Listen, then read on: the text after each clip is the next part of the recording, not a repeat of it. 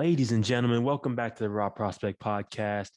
My name is Emmy Nixon. This is episode 94.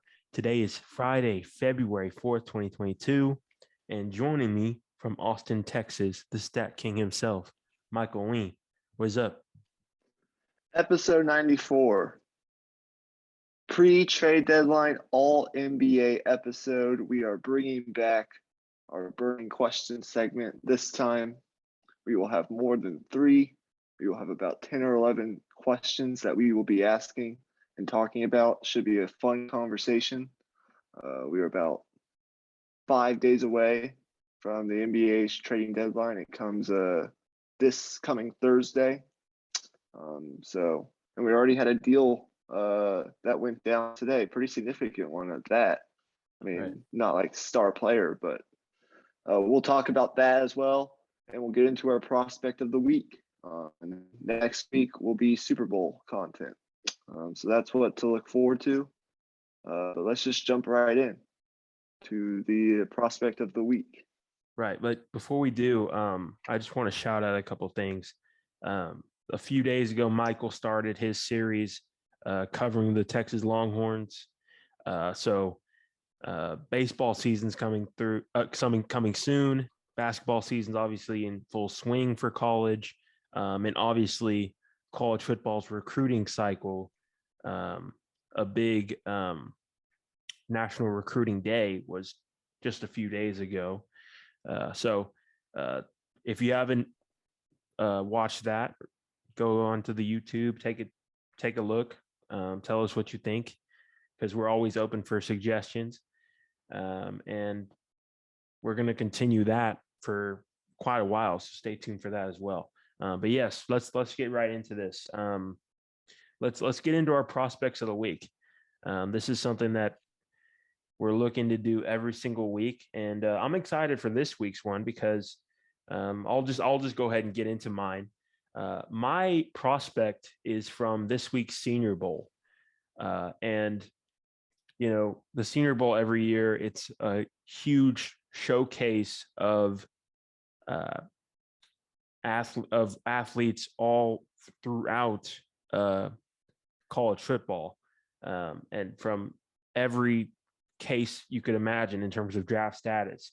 And this person, in my mind, was in the best position group of the week and stood out above the rest. And that's Jermaine Johnson out of Florida State, edge rusher. He's a guy who led the ACC in tackles and tackles for loss. And all of his physical traits really stood out to me.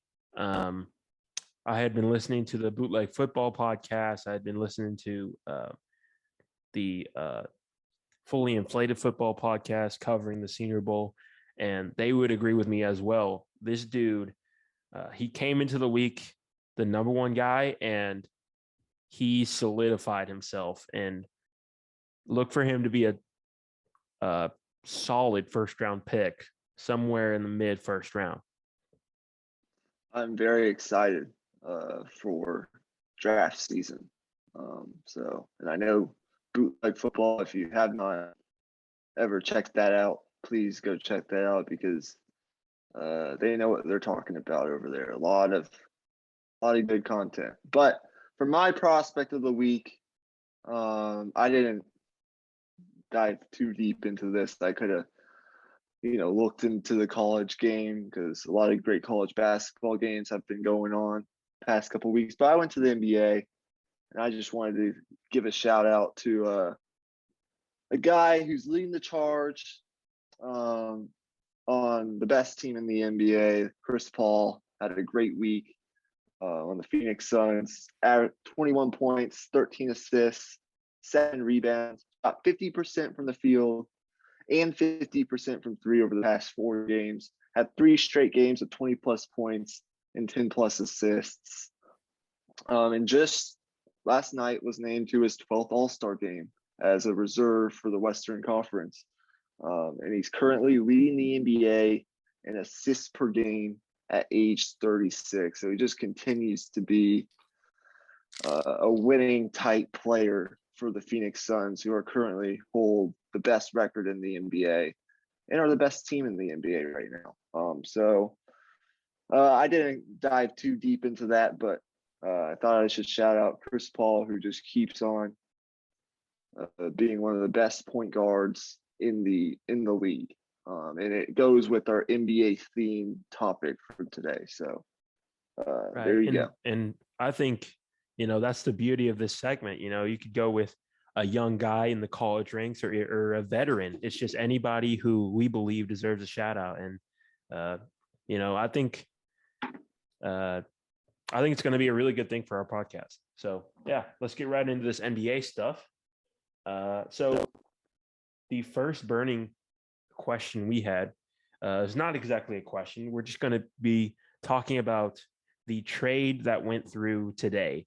So if you have not heard already, the trade that happened today, do you have it in front of you? I don't exactly have the exact trade in front of me. So I'll get into what I think first. So the trade went down between the Los Angeles Clippers and the Portland Trail Blazers. And it's clear they're probably going two different directions here, as you'll see from what the trade involved. So the Los Angeles Clippers traded Eric Bledsoe, Justice Winslow, Keon Johnson, and a second-round pick in exchange for Norman Powell and Robert Covington from the Portland Trail Blazers. So once again, I'll say it one more time.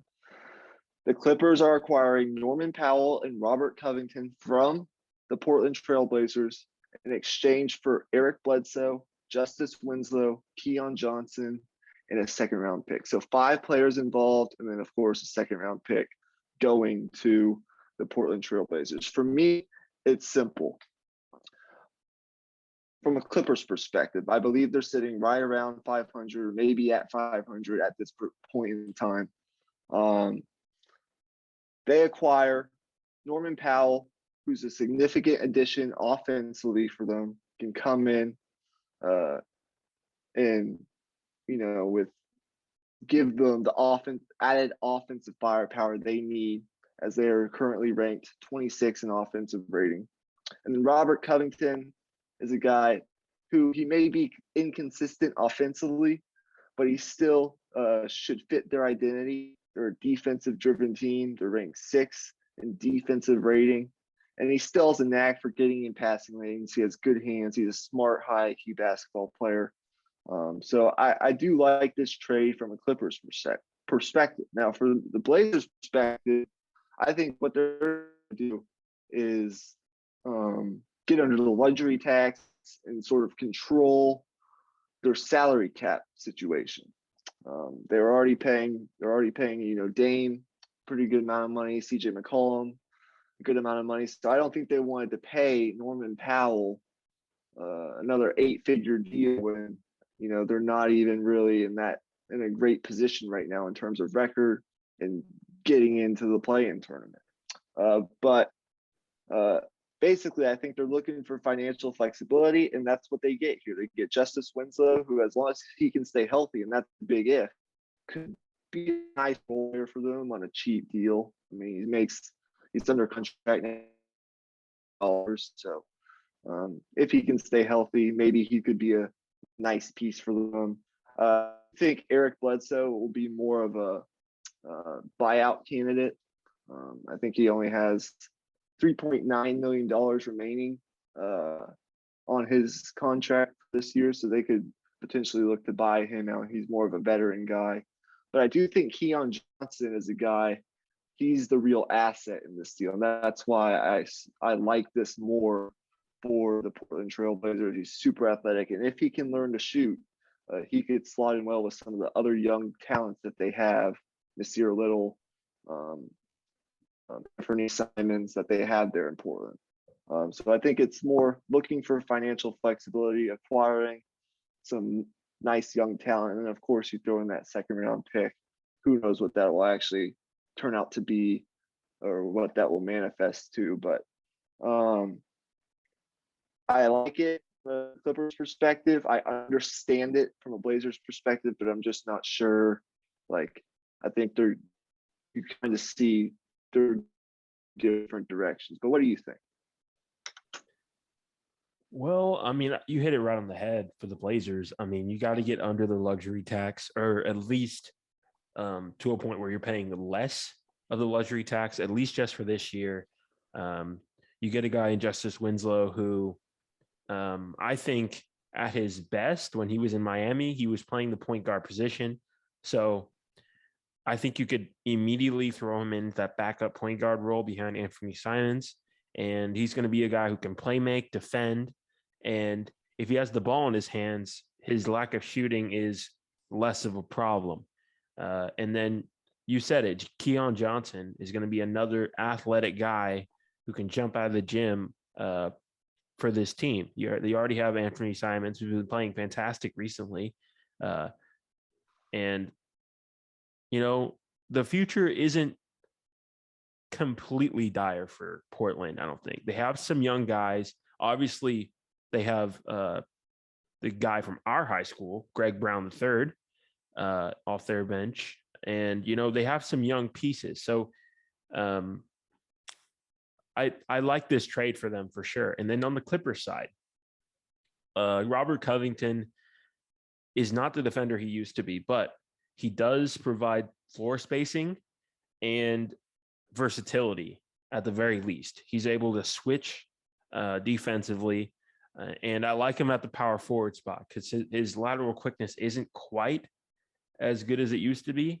But if you put him in a lineup next to, say, a Serge Ibaka, you won't lose any level of defense compared to, say, your starting lineup.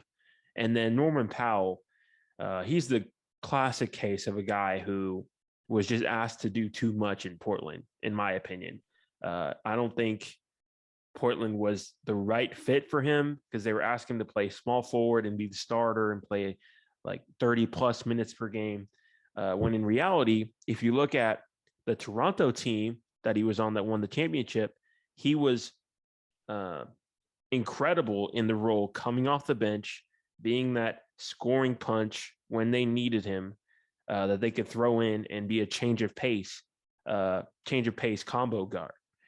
So I hope that they can implement him in the right way, and I think they will. I do too. I think they're a smart organization to be able to figure that out. Smart enough organization to implement him in the right way. But if you don't have anything else to say, I think we should keep it moving. Right. Yep. Move on to our MVP list. Ranking top 3 MVP candidates at mid-season. Right. I'll just go ahead and give you my list real fast. So number 1, I have Joel Embiid. He's risen pretty quickly to this position. On the season, averaging career high in points per game, career high in assists per game, 29, 11, and 4.5, basically, when you average it out. 49% shooting, 1.4 blocks per game, just doing everything, dragging the Sixers team into, I think they're the third in the East at this particular moment. Had an insane month of January, a month like that hasn't been seen in a long time from a center. 34 points per game, 11 rebounds, five assists, shot 55% from the field. When he plays, the Sixers are 27-12. That's, of course, not including their game tonight, whatever happens against the Mavericks. And when he doesn't play, they're 4-8. So 8 of their however many losses they have, 20 losses, are without Joel Embiid. And he's been great, in those clutch situations within 5 minutes of a game when the score is close or whatever it is. He leads the NBA in points, field goals made, and blocks in those clutch situations. So he's number 1 right now, just doing everything for a Sixers team that's been dealing with so many external variables at this point in the season. And then number 2, I have Jokic having another great year. He has Nuggets sitting 6th in the Western Conference, 28 and 23 They're missing their second and third leading scorers of last season, Michael Porter Jr.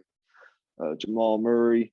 And really, not much separates them and I think like the 3 or 4 seed. So having another great year, averaging 26, 8 assists, shooting 57% from the field, 38% from three, everything for the men's team. And then 3, it was close. I mean, you could throw a lot of guys into this conversation. Chris Paul is one guy I consider, but I put Giannis, 29 points per game, 11 rebounds, 6 assists, doing everything that Giannis typically does. I do think the fact that he has already won 2 MVP awards may hurt him in this situation. You know, he won the back-to-back MVPs before. Jokic won it last year, but he's one of 2 players in the NBA along with Jokic, averaging 25 plus points, 10 plus rebounds, and 5 plus assists. And he has the Bucks sitting 4th in the Eastern Conference, only 1 game back of the top seed Chicago Bulls. So they could still relatively finish as the number 1 seed in the East. And he's performing at a, really high level. So those are my 3, but I'm interested to hear if you have a different viewpoint. Yeah, I ended up with the same 3, but I think maybe for slightly different reasons. And there's definitely interesting conversations for number 3. But starting with 1 though, obviously Joel Embiid. We talked about this a couple podcasts ago when we did our prospect of the week, and it was Joel Embiid. And what he's doing right now is historic. I mean, I don't think we've seen this combination of skill and power at the center position in a long, long time. And over the month of January, he joined a group of 5 players to average 34 points, 10 rebounds in a month where they played at least 10 games, joining Anthony Davis, Russell Westbrook, Karl Malone, and Moses Malone. So really impressive stuff, extremely efficient. And as you said, he's been clutch as well. And the Sixers have been winning. They've been climbing the rankings really, really fast. Came out of almost nowhere. They were just creeping around and then boom, got hot, and here they are. And then number 2, Nikola Jokic.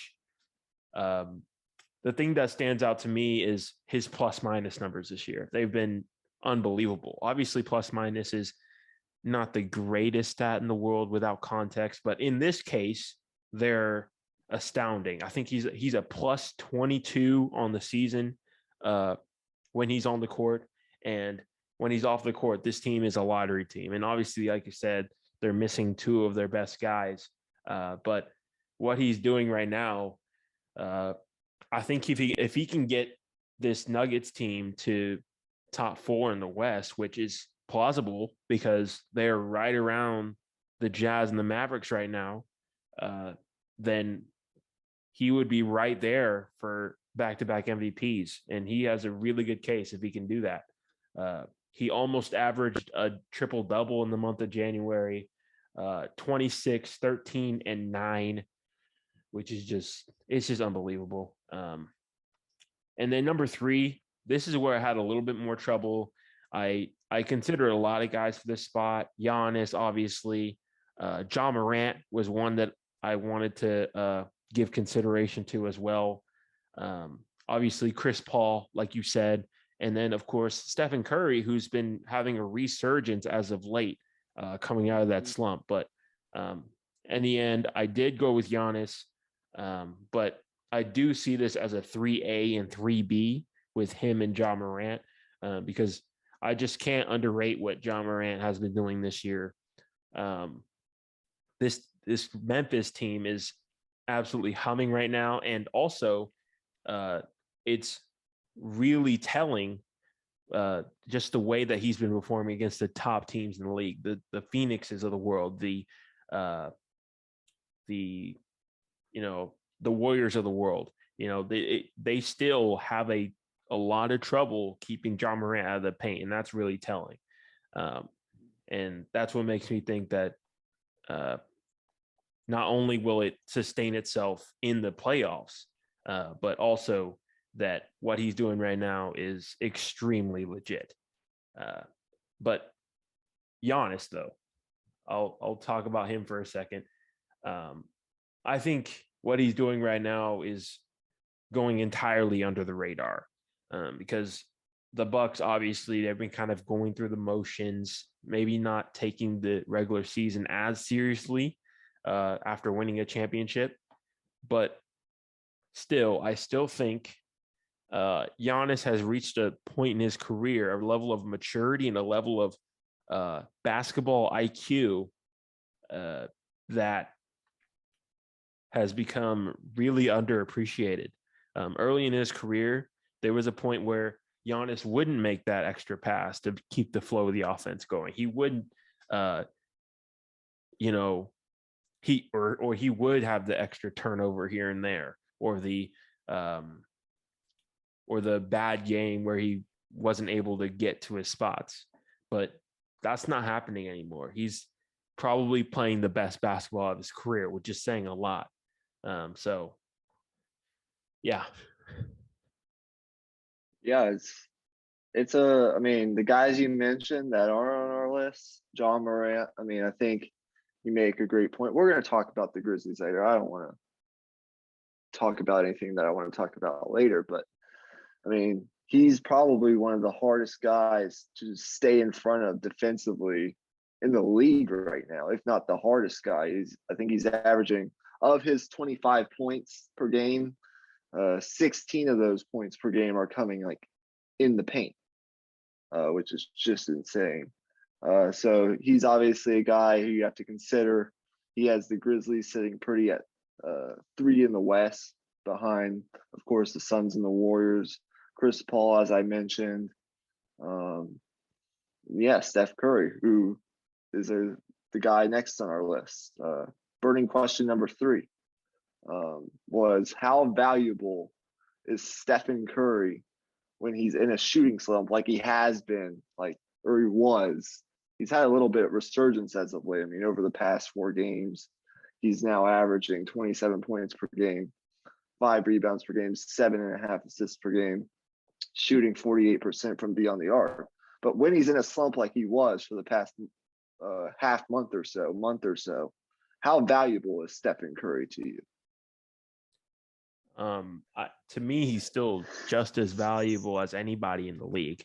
And this question might kind of seem like a rhetorical question, because me and you both know the answer, but I just think it's important for everyday sports fans to know that Steph Curry is more than just a shooter. He's more than just the guy that runs around screens and pops threes all the time.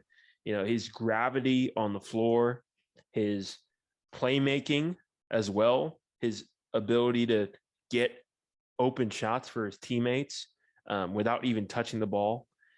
I mean, he's able to open up the offense to where even if he's not scoring, his guys are going to have a extremely high offensive rating when he's on the floor, no matter what. And he's unselfish enough to where if he's having an off night, he'll let his other guys cook. And the Warriors, they've been able to keep on winning. They're on I think a 10-game winning streak right now, just because these guys around Stephen Curry have been able to get a really nice rhythm going. Yeah, he's still one of the most valuable players in the league, even when he's not shooting the ball well. I mean, it's pretty obvious. All the things you said, I mean, his selflessness, his ability to be a leader, his leadership, his playmaking, everything that he does. He's just a consummate professional, on and off the court. Leadership, selflessness, the ability to, I guess, what's the word that I'm looking for? Rally his guys. Yeah, rally his guys when even when he's not having the personal success. We saw it with KD. He kind of, at points in times, took a back seat. He knows when to take a back seat and when he needs to be more assertive. He's just like, if you take Steph Curry off that team, like, the conversation we're going to get into here. He's just, whether he's shooting the ball well or not, he's still the guy, as you mentioned, gravity on the floor. Still the guy you got to pay attention to. He's still the leader in that locker room. He's still the best player on the team. He's just valuable, nevertheless. Just if you think he's only a guy who just shoots threes all the time, then we're here to inform you that's not the case. Yeah, That's it's not just even close to the entirely case. not true. And Yeah, it really has never been in this exactly. run that he's had since like 2013. So, Exactly. yeah, on to the next one. The next question is the Dallas Mavericks elite defense sustainable? I think you should go Okay. first. Yeah, I'll go first since they're my team. Obviously, I have the Dirk picture right there. I have the Mavericks cup. Well, if you're watching on YouTube, you can see that. But anyway, is it sustainable? I think it is, but I think with the roster we have, the guys are having to put in so much energy to being on point with the rotations and with the scrambling when the defense is what do you call it? When someone drives into the lane and breaks them down, they have to go into the scrambles and rotations. They're having to put so much energy into that and being on point that it's making the offense suffer a little bit. But I do think it's sustainable. I really like the system that Jason Kidd has implemented. And it's also just a different mindset. You can see it on the floor. These guys have really bought into, contesting every shot, forcing long twos, leading the guys into your help instead of just letting them go baseline or whatever the case may be. They're just overall more disciplined in every phase of defense, and I think in the long run, I mean, the offense will come because still have Luka, still have Kristaps Porzingis, and obviously Porzingis hasn't been extremely consistent in the past, but I think this team is capable if they are defending at just a league average level. They're capable of going deeper into the playoffs than they have the last couple of years. You obviously watch the Dallas Mavericks more than I do. I've read a lot about the Mavericks, and let me just start with the statistics, because the statistics show that they've been one of the best teams defensively, if not the best team defensively, since the calendar year 2022 started. Since the calendar year 2022 started, they're second in the NBA in terms of points per game allowed, and they're second in defensive rating. So they're a top 5 defensive rating team for the entire season. So they've been one of the better defensive teams in the league. But I think you hit it right on the head. It's a credit to Jason Kidd and this coaching staff for getting these players to buy in to a defensive system. And then, as you said, being more dedicated to the fundamentals of individual defense, but also team defense, the schematics of it, and then also just being a team that is great at scrambling and defending the three-point shot. They're first in the NBA in opponent field goal percentage from three, and contesting shots and just being focused on a night in, night out basis, which is a hard thing to do. And that's why I do think, although I think it's sustainable, you're going to see inconsistencies at points in times. But I think it's all a credit to the coaching staff getting these players to actually buy into being focused and buying into the whatever system they have in Dallas right now. So if they can sustain it and that offense comes along, well, then we're going to be having conversations come playoff time about the Mavericks being dangerous. But Right. that's for Right. another day. Exactly. That's for And I was very pessimistic about the Jason Kidd hiring, and he's proven me wrong. I got to give him credit, and uh, that's definitely a lesson for me. It's like, um, it's just worth giving the guy a chance. He spent time in the league as a coach and paid his dues, being part of the championship staff with the Lakers. Um, and he's taken that here and he's implemented a lot of the defensive schemes that Frank Vogel has had over the years that has been very successful. So credit to him. And yeah, that That's we can move interesting. You on. mentioned that. That's interesting. You mentioned that though, because I was just about to ask you, do you think that him being on that staff with Frank Vogel has played a role in him being able to get these players to buy into this particular system that they're running? But you just basically answered it right Right. there. So. Exactly. Yeah. Yeah. I 100% do. No doubt about it. And he's even mentioned it before in interviews. But yeah, we'll move right along. Let me see here. The next All right, let's talk about the question. Pacers. Yeah. The Pacers are a team that I don't know what their record is right now, but they're going to be a team that's talked about over the next 5 or so days up until the trade deadline. Heavily talked about, heavily involved in trade discussions because they have assets. And we're going to have a discussion here. Who do you think has the most trade value on the Indiana Pacers? Well, it's interesting because you have a guy like Sabonis who was an all-star for a couple years in a row, the past few years when Pacers were a playoff team. But he's also a guy who, in a weird way, needs the offense to kind of surround him. He's a guy who likes to have the ball in the high post, be able to facilitate, be able to make his moves in the ISO situations. And I don't really see that fitting with a lot of different teams, which is why I think the player with the most trade value currently is Miles Turner. But it's made a little bit tougher since Turner is injured, and obviously Malcolm Brogdon is injured. But I think if you put a healthy Miles Turner on a majority of the playoff teams in the NBA, he'll step in, fit in right away. His 3-point shooting and his rim protection will immediately make an impact on any team that he would go on. I agree with you. Sabonis, as you said, really talented, can do a lot of things, but he's not the shooter that Miles Turner is.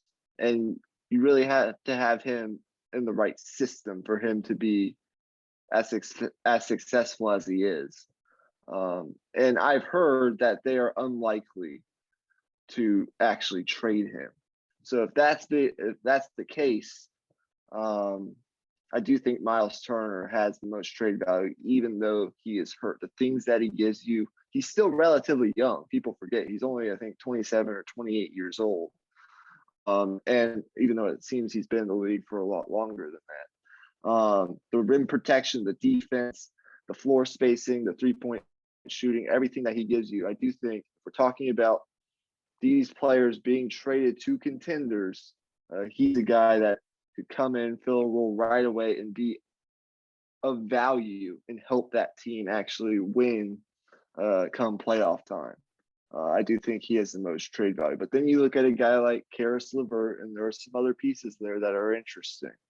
But I think a couple teams have called about Karis LeVert, but I'm just not sold on him being more valuable than Miles Turner. If we're talking about these players on playoff contending teams, championship contending teams. Right, exactly. And, And elite rim protection, the things Miles Turner can give you isn't something that you can just find anywhere, right? So I think that's another thing you have to consider is like you don't find players of Miles Miles Turner's caliber don't just grow on trees. So that's another thing. But I will say this before we move on, though. I think it's worth considering Malcolm Brogdon for sure.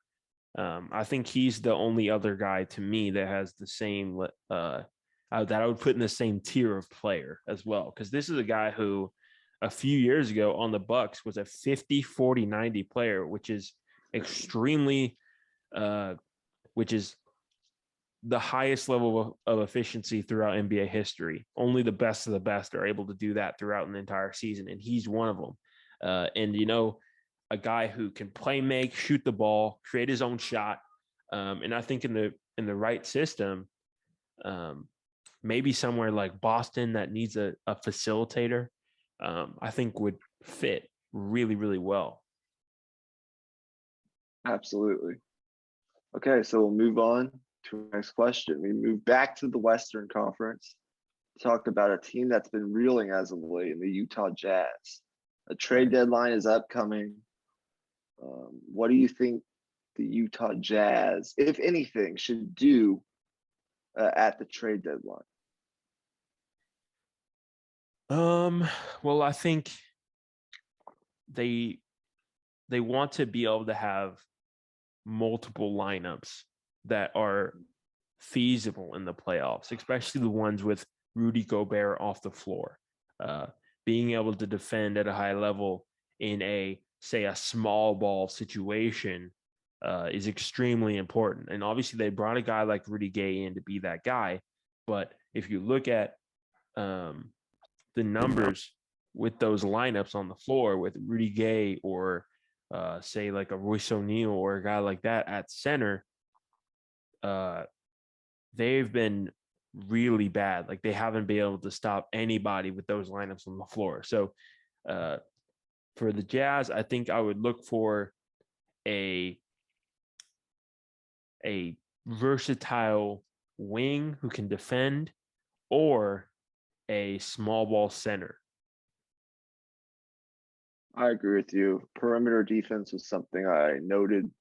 An elite, not an elite, but a lengthy wing defender, as you said, wing player that can help guys like Royce O'Neal and give you more lineup versatility when Rudy Gobert is not on the floor. Because when Rudy Gobert is not on the floor, as you said, it's not something that's very good. And I do think adding a playmaker could be beneficial for them. Adding another playmaker, I mean, they're 27th in the NBA in assists per game. I do think their offense is a bit combustible.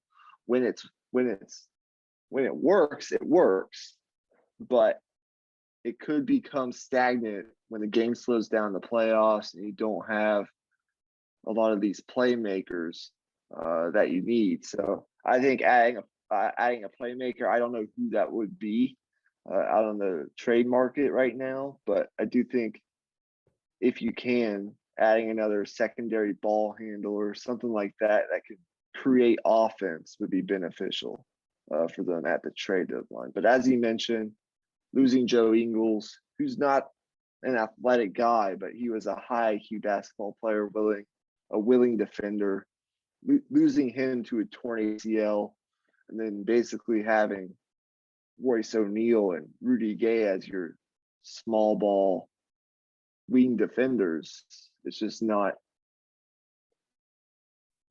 You need more than that. So I think wing, perimeter defense, and maybe another playmaker, secondary ball handler type could be things that the Jazz could look into in these next couple of days.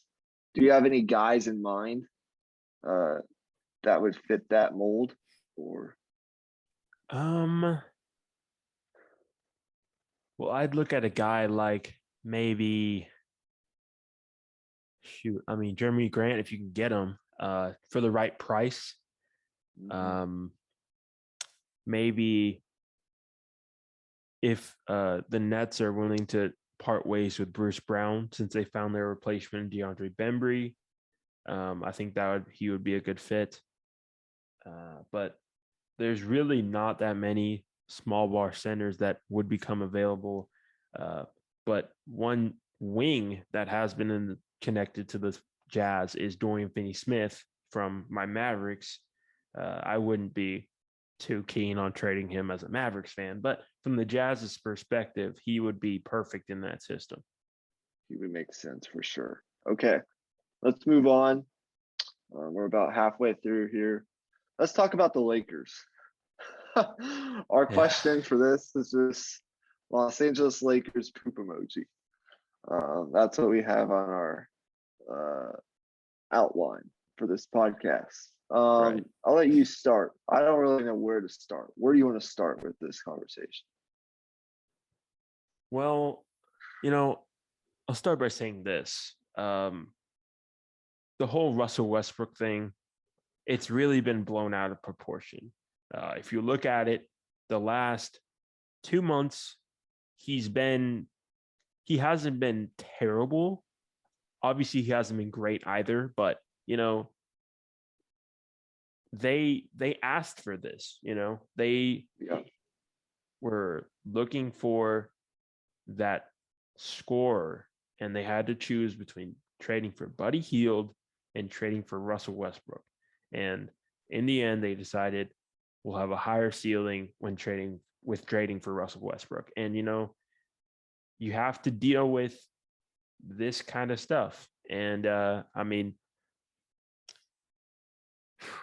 think they just should have planned the roster around this big three better, in my opinion. If you look at their guards, their wings, there's not a lot of talent there in terms of defensive versatility.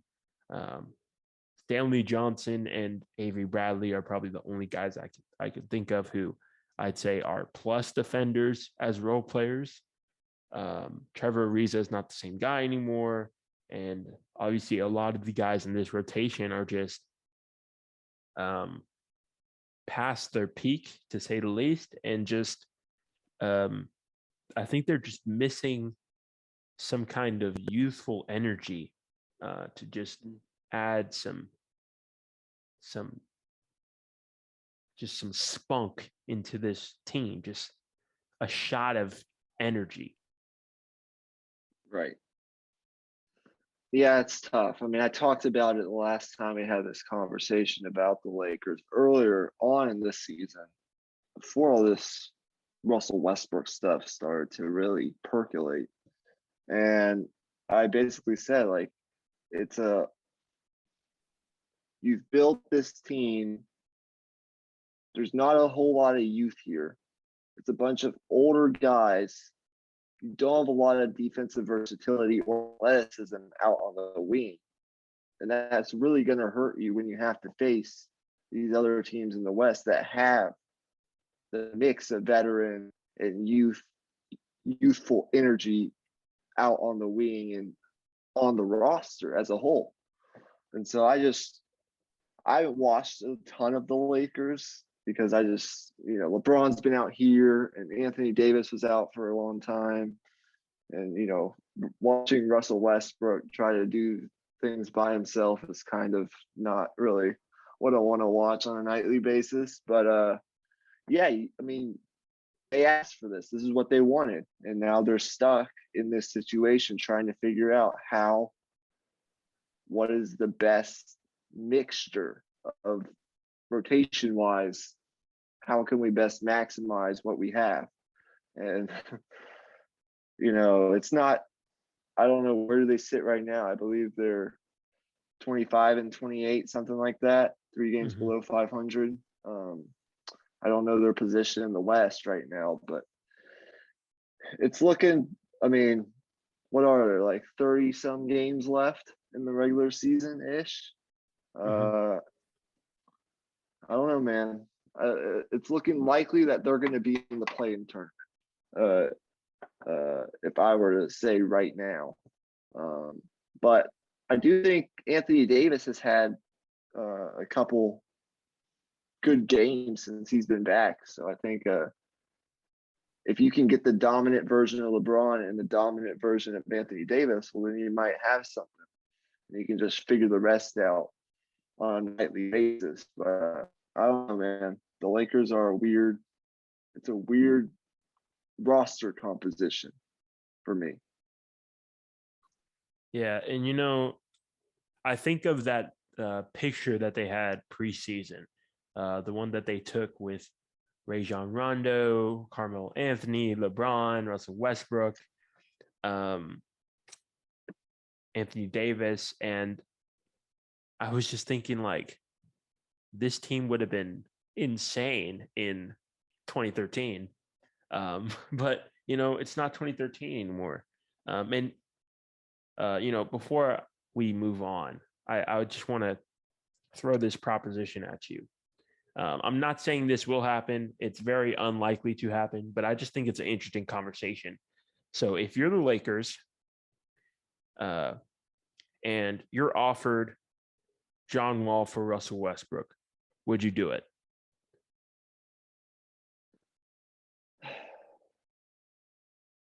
Straight up, John Wall for Russell Westbrook.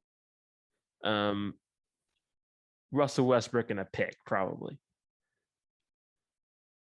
I don't know. Is John Wall healthy? He is, presumably. Yeah. Maybe. I don't know. What would you do it? I don't know enough about John Wall's situation, what he's been doing in the past. Yeah, it's really tough, but I would definitely entertain it. Just because I just think John Wall, he's not as athletic as he used to be, obviously, but I just think he would provide a little bit more stability at the point guard spot.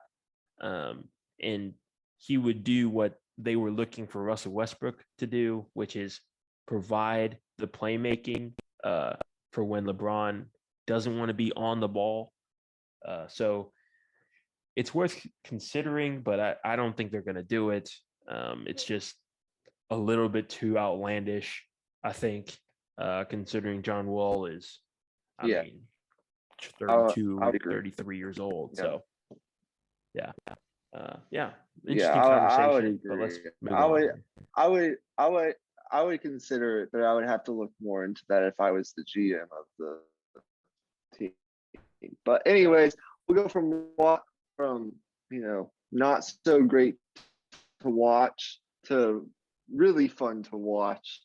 The Memphis Grizzlies, currently sitting third in the West right now. Recently had a winning streak of I think 10 games or something like that. And we talked about Ja Morant earlier. What do you think is the Memphis Grizzlies ceiling come playoff time? How far do you think this team, as currently constructed, not considering anything they may do at the trade deadline, how far do you think they can go in the playoffs? Well, I look at it this way. I think if they're able to draw the right bracket, there's a chance they could make it to the Western Conference Finals. But if I'm being more realistic, I think second round would be a really I think they would be happy with second round in hindsight if they were to go out in the second round and be competitive in a series in the second round. But if you're looking at it right now, they would be playing the Nuggets if the playoffs were to start today. And,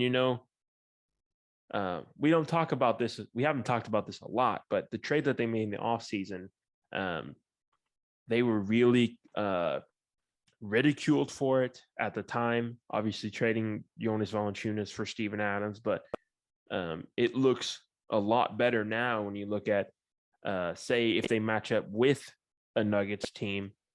I like putting Steven Adams on him over, what a lot of other teams are able to throw at Nikola Jokic, his strength in the post and, his ability to contest those shots and whatever the case may be.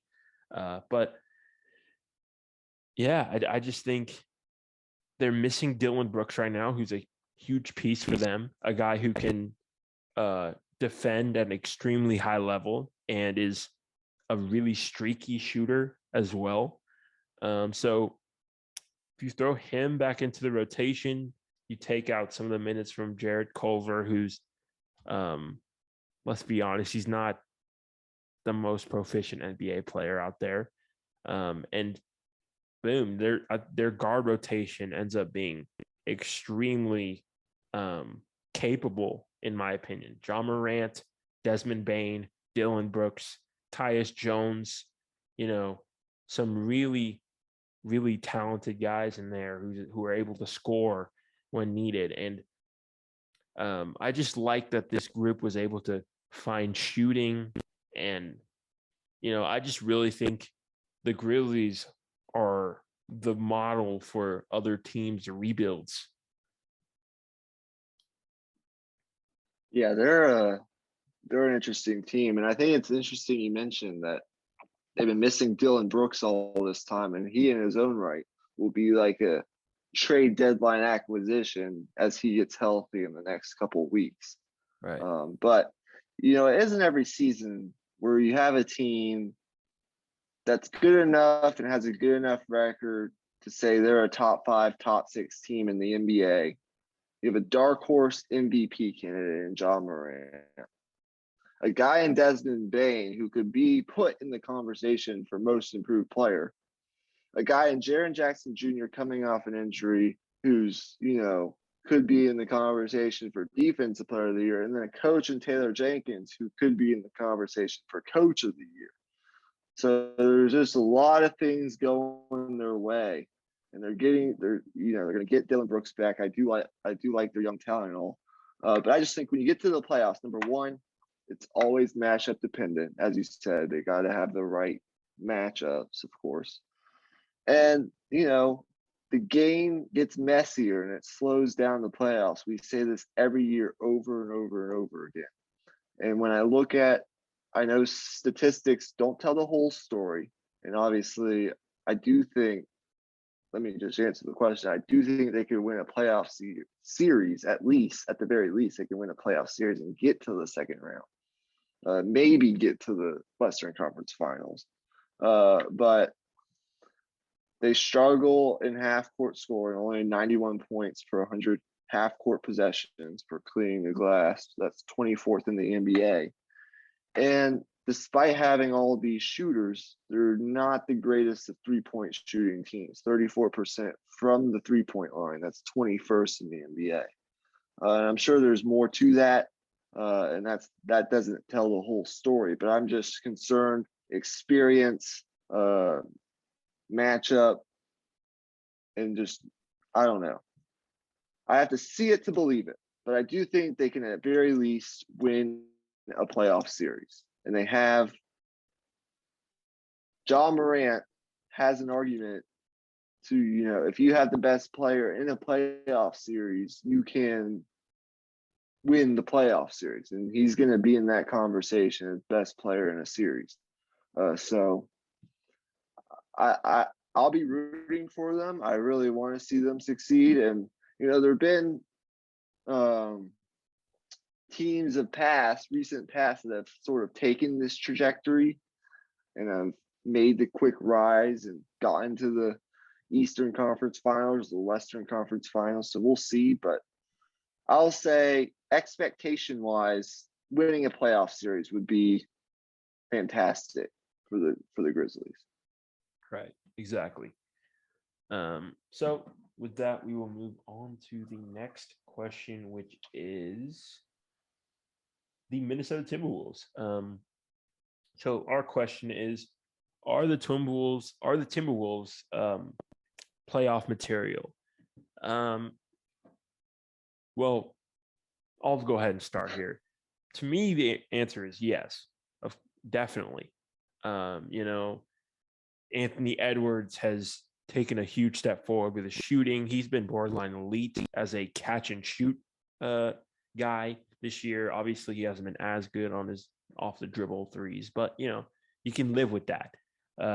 And I think what you've been able to do on the defensive end of the floor is what's really telling. Obviously, coming into the year, we had our questions about his team's ability to defend at a high level.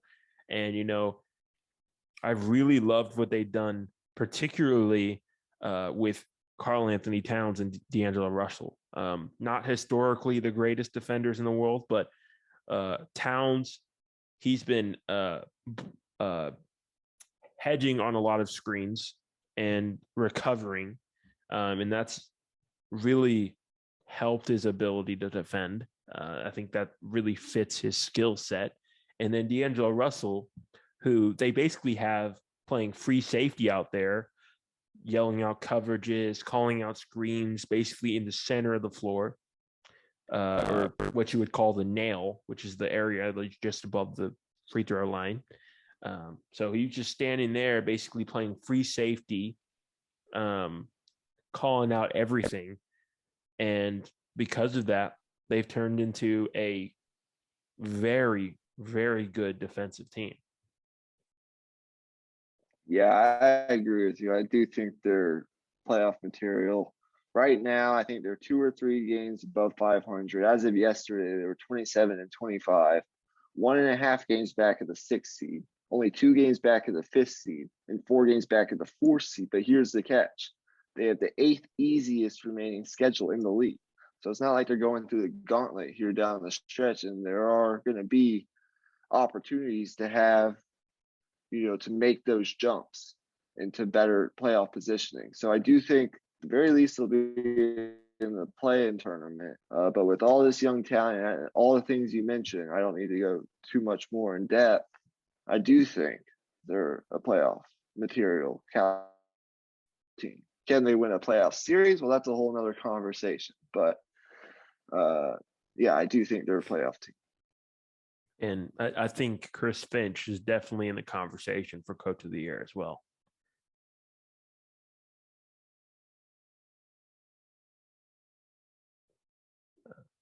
I think you froze up. All right, on us. down. Yeah. On to the next one. Stretch here. Okay. The Philadelphia 76ers. So our question for them is, will the lack of facilitating hurt the Philadelphia 76ers? Particularly with their guards, their ball handlers, or a lack thereof. So currently, their guard rotation in their starting lineup consists of Tyrese Maxey and Seth Curry, who, as complementary scorers, I think are more than capable and are really good, but in terms of being able to run their offense to the highest degree, they're not as equipped to play that role. So it's worth mentioning, and I think if you look at maybe trading Ben Simmons, that's probably the thing that you're going to want to find in return for him. So that's worth considering. And it did come out today. We're going to talk about this a little bit later, but it did come out today that there has been talks about a Ben Simmons for James Harden deal, who obviously would be a great playmaker. But answering the question, though, to get to the point, will it hurt them as it stands right now? Yes, but I'm going to leave this question at TBD, to be determined, because the trade deadline has to pass, and I think they're going to try to find somebody to fill that role. Maybe trading for like a George Hill, who at the moment isn't even getting any minutes for the Milwaukee Bucks, or even like a Goran Dragic. Yeah. I think, yes, we do have to wait for the trade deadline to pass. I do think they're going to be a significant factor in these next couple of days. Obviously, the James Harden situation is something we'll talk about to finish up the podcast here in a bit. But yeah, if you don't have that ability, that playmaking ability, the point guard that not only can create for himself but create for other people, you're going to struggle in the playoffs when the game slows down, the defensive gets the defense gets, more tougher to score Intense. against, all Yeah. more intense. Yeah, exactly. You're going to be hurt in some ways. Now, as you mentioned, Tyrese Maxey is a guy that I've watched some Sixers basketball as of late. He's a guy that's been fantastic for them, providing that scoring punch. And so does Seth Curry at times. But you got to have that ability, that playmaker, to be able to actually run the offense when you have to, do that when the game slows down, the playoffs in the half court set.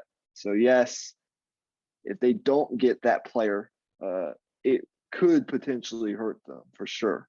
But will it actually hurt them? Well, we don't know because the composition of the roster could change over the next couple of days. Right. Exactly.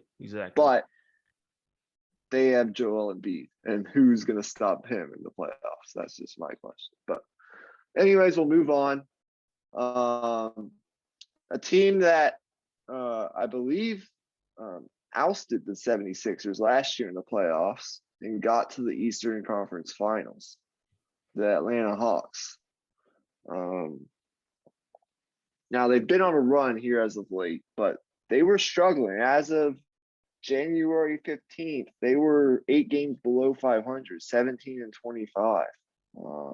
So we asked the question, what is wrong with the Atlanta Hawks? So what do you think?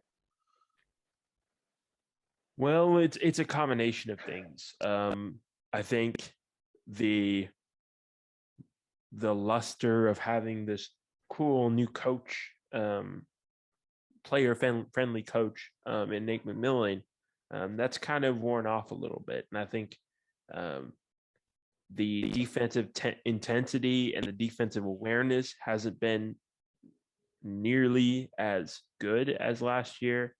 And,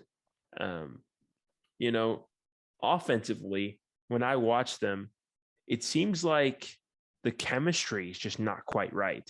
There's been reports about John Collins not being happy with his role in the offense. And there's different things like that rolling around in the rumor mill. But to put it simply, the offense just doesn't flow that well. A lot of times you see them like make a couple of passes and then they just jack up a three, or pick and roll with Trae Young, and Trae Young, being the like offensive savant that he is, oftentimes will create a good shot. But I think offensively, they've for one become far too reliant on Trae Young, and defensively have developed some bad habits, just in terms of protecting the paint, and also just being aware on rotations, just the fundamentals. Yeah, I do think, continuity, has been something that's hurt them, because ultimately they've had guys miss significant amount of times, guys that hurt them in significant ways when they've missed time. For example, DeAndre Hunter missed 29 games with a wrist injury. And that he's developed into a really good 3-and-D player, and that hurt them defensively. And that's where they've struggled this season. But there was a great article written in the Ringer today about a solution that could potentially be on their roster. A young guy who was just drafted, Onyeka Okongwu. He's come off the bench as of late and really given them stability, and a guy that really fits well with what Trae Young does. A guy that you can find him at the rim on the pick and roll, play well in the pick and roll, block shots at the rim, really good defender, really athletic, smart, high IQ basketball player. He's been really good as of late, averaging around 10 points per game, a block and a half per game. He's really coming off that bench, giving them good production, and sort of anchored that defense along with DeAndre Hunter since he's come back from the wrist injury. And it's resulted in this run that they've had of late. Since January 17th, they've played 10 games. They're 8-2. Both losses, coincidentally, came to the Toronto Raptors tonight and then a couple nights ago as well. For whatever reason, they just didn't beat the Toronto Raptors. But another thing is the bench. They've had inconsistent bench production for much of the season. Up until, this recent run, they were 22nd in the NBA, bottom 10 in the NBA in terms of bench points per game. But this Onyeka Okongwu guy, who's been hurt for a lot of the time, has stepped in and been able to provide them along with some other guys. And for whatever reason, since they traded Cam Reddish to the Knicks, they've been having this great success of bench scoring. Their bench ranks 10th in the NBA since January 17th. That's coincided with this winning streak, scoring almost 39 points per game from that group. So I think it's, as you said, a lot of things, continuity with injuries. Their offense at times just doesn't flow all that well. They're really too reliant on one player. Defensive anchor has been an issue at points in times, with Hunter missing time and not having a guy like Onyeka Okongwu, a really athletic guy in the middle of that defense, and then inconsistency from guys on the bench. So I watched the Hawks last night beat the Suns. They looked really good. Their offense looked really good, but it's been inconsistent. There hasn't been a whole lot of continuity, if you will. But they're surging right now. So maybe they found something. Right. And, seeing them go on this huge charge, I can't help but think of that rant I had in what was it, November, about how the regular season doesn't matter too much. But that's another conversation for another day. For now, we'll move right along to the home stretch of the podcast with the final segment of the day. And that is obviously the James Harden conversation. So specifically, with Philadelphia reportedly pursuing James Harden, would it be a good fit? I'll let you start it off. Well, I do think that in terms of what Philadelphia is lacking, which we just kind of talked about, right? The playmaking ability and that sort of thing. And a star to pair with Joel Embiid, because you need to really have two, I guess, if you want to win a championship. It would be a good fit, but I just don't know how that dynamic would specifically work between Harden and Embiid.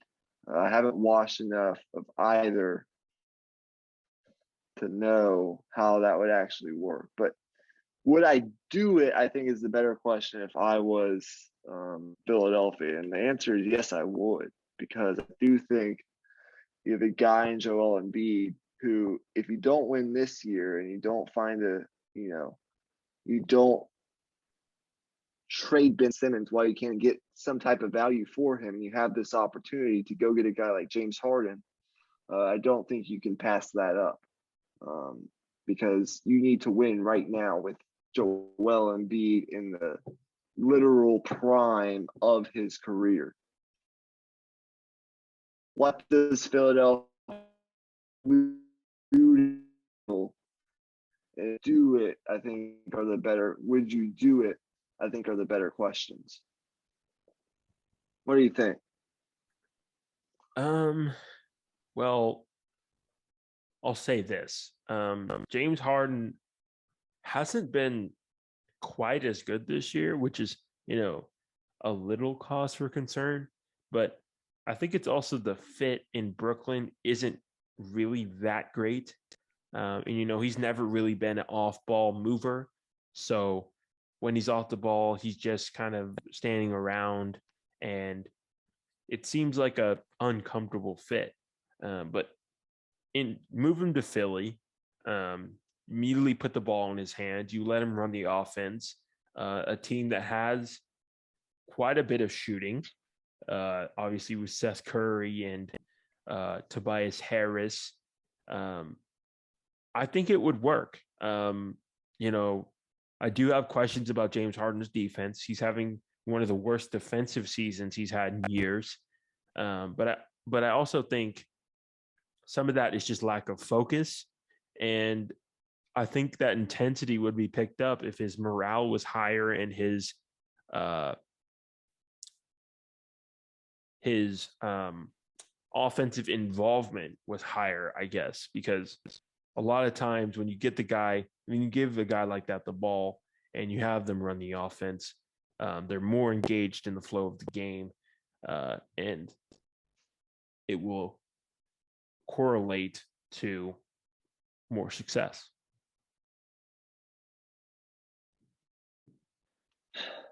It's going to be really interesting, intriguing next couple of days. I do think there's a higher than you think possibility of this actually happening. The way that the rumors have picked up steam over the past 48 hours, even. But yeah, a lot more NBA content to come. We are, coming to the All-Star break here. The All-Star reserves were just announced last night. Before we, I guess, wrap this thing up, let's just give our reaction. Do you think, was this what you expected in terms of the starters and the reserves? The rosters, the all-star rosters, particularly the reserves, because we already knew the starters. Well, the simple answer is yes. Obviously, the one player that pops into my head is Chris Middleton. I didn't have on my list, but there's a lot of all-star talent in this league, and Chris Middleton is a guy who just won a championship and has that reputation and has that kind of thing. He's at the point in his career where all-star tallies matter to his legacy and that kind of thing. So I think maybe the players and coaches wanted to reward him for his consistency over the past few years. But whatever the case may be, I think it's obvious he's an all-star level player, so it's not really a problem. And I don't see anything too egregious on either reserve team. But one thing that I do think is interesting is the conversation of who will replace Draymond Green in the West. Because there's been some conversation on Twitter that it should be DeJounte Murray, but I think it actually has to be a forward, so that kind of changes things. Yeah, it's interesting. So we'll have a lot more NBA, and I agree. I think it is mostly what I thought it was going to be. Chris Middleton was probably a surprise. I do think not having Jarrett Allen in there was sort of a surprise. Right. I thought the Cavaliers were deserving of probably two players, but 6 teams with two all-stars. So All-Star Weekend is coming up here pretty soon. I think we have like a week or two left to play, and then it stops for All-Star Weekend. And I believe they just announced the dunk contest and all that stuff too. Right.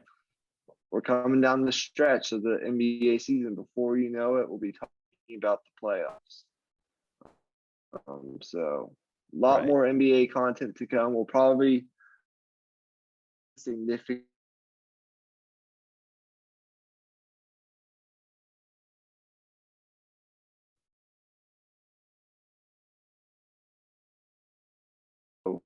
If you like the content,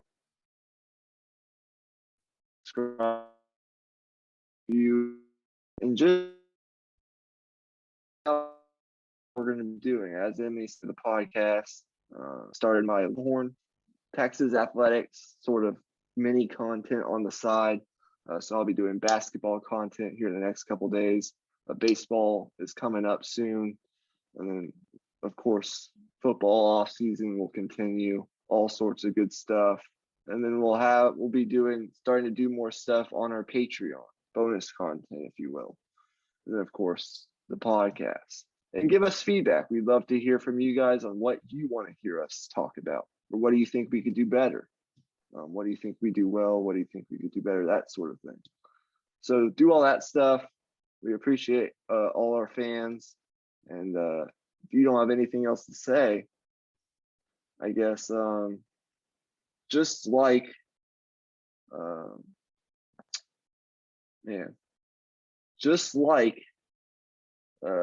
whoever was 11th in triple doubles before tonight, Luka Doncic has now taken your place or whoever was 10th before tonight. In case you haven't heard, Luka Doncic had another 30-point triple double. It is now 10th all time. He now has more. He's now had a triple double against 24 of 30 NBA teams in his career. So just like whoever held that position before tonight, we are gone. Peace out.